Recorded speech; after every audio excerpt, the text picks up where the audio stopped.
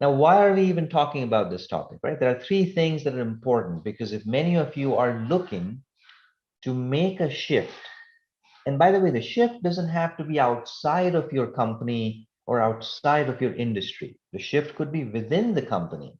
It's what we call transition, right? So you're transitioning from one role to another role.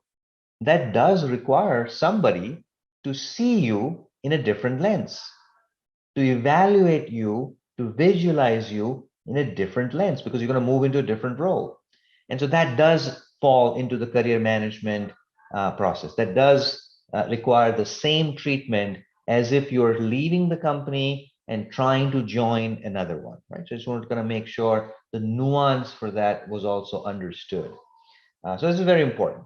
So there are really three steps, right? I mean, if you look at the broad career management process, again, which is not the topic today, there are lots of career management, master classes that I think you should attend. Today, we're going to pointedly talk a little bit about the portfolio, but just to set the big picture, the first important thing is you got to get noticed, right? People need to know you exist, especially if it's outside of your organization. Second, they really have to kind of find something of a spark in what you have said, what you have shared with them, including the portfolio and the resume, and what you are going to say in the interview. And at the end of the day, is there an offer? Is there a tangible offer on the table, for you to be able to now consider? And that's really it. Those are the three phases that I think every professional has to go through. I've had to go through. Doesn't matter whether you are a fresher from a college and just starting your first job, or whether you have 10 plus years of experience. You pretty much have to go through the same three phases. Now, this methodology is generally called look, hook, and book. And a lot of communication classes will actually teach you this. I teach a class on the art of storytelling and presentation zen as part of the executive MBA in the campus in Bangalore. And this is one of the most important frameworks that participants work with me on, and that I facilitate this to. How do you now create every piece of communication that has a look? You got the attention, because without the attention, you're just part of the noise. You're just part of thousands and thousands of other people who absolutely are also in line to make that shift, to make that change, trying to get the attention, but you're not standing out. So how do you get noticed, right? What's the look? What's the hook? If they saw you, if I was scanning through my audience from left to right and there are hundreds of people, I have to stop at you when I look at you. What's the hook? What is going to hook me and my attention? In today's world, attentions are hard to grab, right? As you can imagine, thanks to all the disruptive psychological phenomena happening with TikTok and WhatsApp and many other things, it is hard to get people's attention. So how do you do that? And third, is there a tangible outcome of all of this? They may like you, you may like them, but do you have an offer? And if you have an offer, how do you converge and negotiate something that is in a favorable situation for you, right? So that's really kind of the three steps. Now, if you map this out to the look, it's basically at what happens kind of before your even interview even starts, right? Because you have to kind of get noticed. People have to kind of call you for an interview, for a screening. Second is your hook. What are you going to do in the interview, right? If you look at from an interview centricity, now that you've got the opportunity to talk to somebody, what are you going to do to be memorable in that interview? Because remember, you only have 30 minutes to prove maybe 20 years of work that you've done or 10 years of work that you've done. And that's a hard thing to do, by the way. That's a hard thing for everybody, no matter how senior or junior you are. How do you make your story crisp? What's your messaging? What's your jumping pointers, right? Again, a separate masterclass. How do you interview? And what do you say? What do you not say? What are the best practices? What are the turn off points?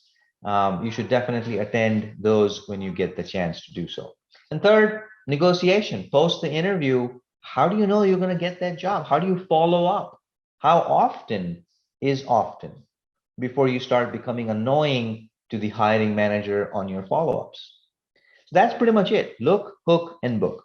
So in today's context, we're going to spend a lot more time, on the look part. And within the look part, there are multiple things, everything from resume to referrals. If you get a warm referral from someone, clearly it's very important. People will going to pay attention. If you have a certain degree from Stanford, MIT, IPL, ISB, right? People are going to pay attention. A certain certification that is high value, people are going to pay attention.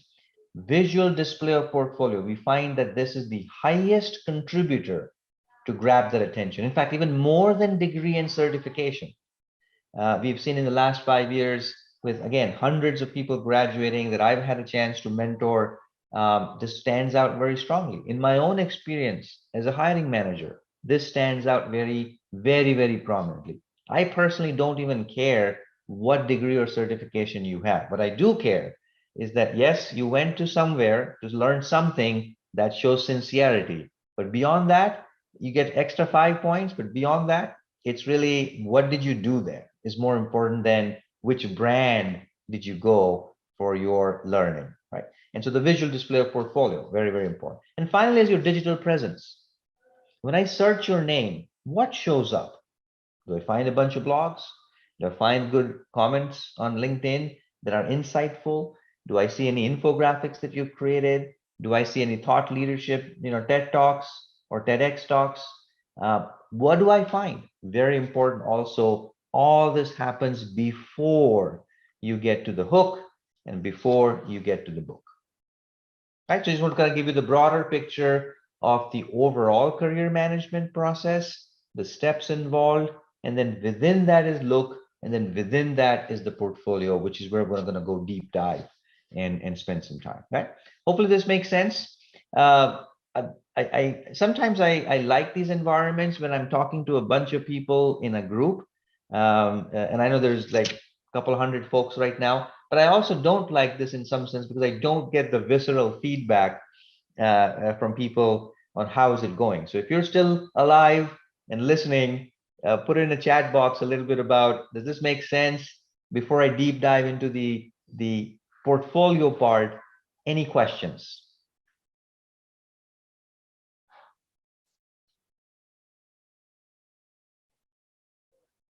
Hooked at the moment. Okay, super. Well, I like that.